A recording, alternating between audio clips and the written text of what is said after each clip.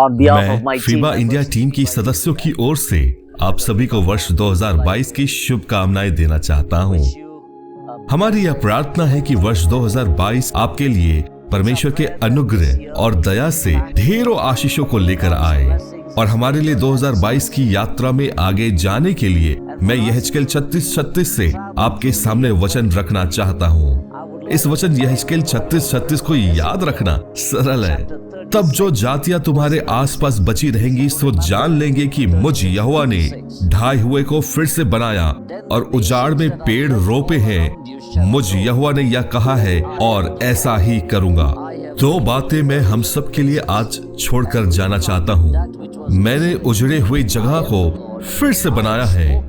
हम नहीं जानते कि यहाँ क्यों और किस कारण उजाड़ा गया है, लेकिन जो वास्तविक अर्थ है वो उपयोगी, निष्फल और गैर आकर्षक और आकर्षित है। और परमेश्वर उन्हें देख रहा है और कहता है कि मैंने उजड़े हुए जगहों को फिर से बनाया है।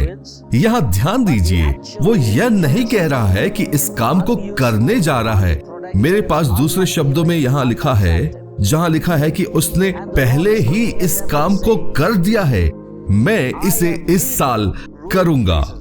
कभी कभी हम व्यर्थ की भावना के साथ इस वर्ष में प्रवेश कर सकते हैं कि मैं उत्पादक नहीं रहा हूँ, खोजने के लिए कुछ भी नहीं है।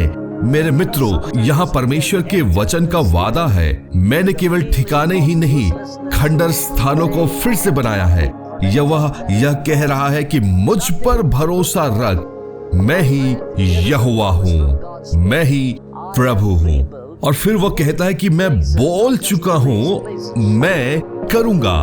मैं उस पर बाद में आऊंगा, लेकिन पहली बात यह है कि मैंने उजड़े हुए स्थानों को फिर से बनाया है। दूसरी बात जो वे कहते हैं, मैं उसे उजाड़ दूंगा। उजाड़ शब्द का वास्तविक अर्थ सुनसान होता है, फूले हुए, तबाह हुए। यही वो है जो आप नहीं कर सकते। आप उस जमीन के साथ कुछ नहीं कर सकते। निश्चित रूप से पूरी तरह से उजाड़ यह स्वादहीन है। और यहोवा कह रहा है, मैं फिर रोपूंगा। मैंने उसे अतीत में किया है। और अगर आप अपनी खुद की जिंदगी को देखें और कहें कि पिछले कुछ सालों में मेरी जिंदगी में कुछ नहीं हुआ, मैं जो कुछ भी छूता हूं वह असफल होता है और इस नकारात्मक भावना से घिरा हुआ हूं। ऐसा लगता है जैसे मैं जो कुछ भी लगाता हूं उससे मेरी जिंदगी बेहतर होगी, और कुछ भी नहीं खिल रहा है। और यहोवा कहता है, मैं यहोवा हूं, मैं बोल चुका हूं और करूंगा। अब देखिए कि वह क्या कह रहा है। वह कह रहा है कि परमेश्वर का वचन सत्य है, मैंने बात कर ली है।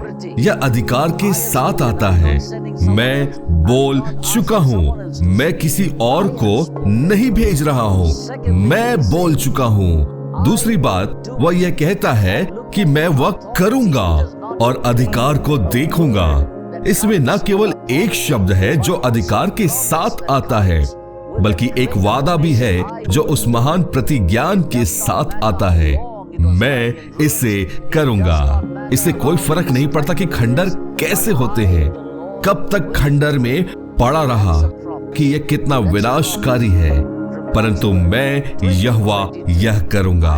यह परमेश्वर के वचन 2022 का एक वायदा है। मैं वास्तव में नहीं जानता कि यह कैसे होगा।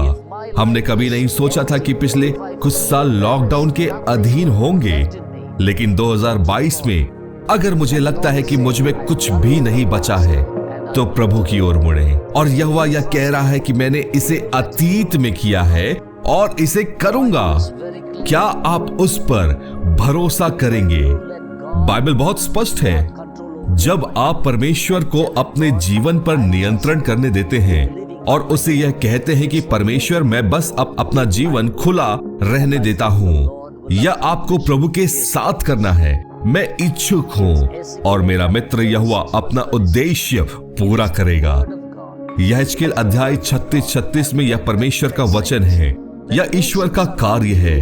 और फिर अध्ययन कहता है कि आसपास के राष्ट्र देखेंगे कि आप हमारे ईश्वर की शक्तिशाली शक्ति और मार्ग के कार्य से वह उस उजाड़ को एक ऐसी चीज में बदल देगा जो आकर्षक है। आप जानेंगे और आपके आसपास के अन्य लोग जानेंगे कि मैं यहोवा हूं। तो 2022 को आपके जीवन में फल देने वाला वर्ष होने दे। इसे उत्पादकता का वर्ष होने दे। इसे उपयोगिता का वर्ष होने दे। इसे कृतज्ञता का वर्ष होने दे, जहां आप धन्यवाद कहते हैं, प्रभु धन्यवाद, और मैं यहां हूं। और यही वो वायदा है जिसे मैं छोड़ना चाहता हूं। एक बार फिर पूरी टीम की ओर से मैं आपको धन्यवाद देना चाहता हूं कि आप हमारे साथ खड़े रहे और हमें आगे बढ़ने में सक्षम बनाया। प्रार्थना करें उनके वचनों से बहुतों को आशीष मिले। परमेश्वर आपको आशीष देवे।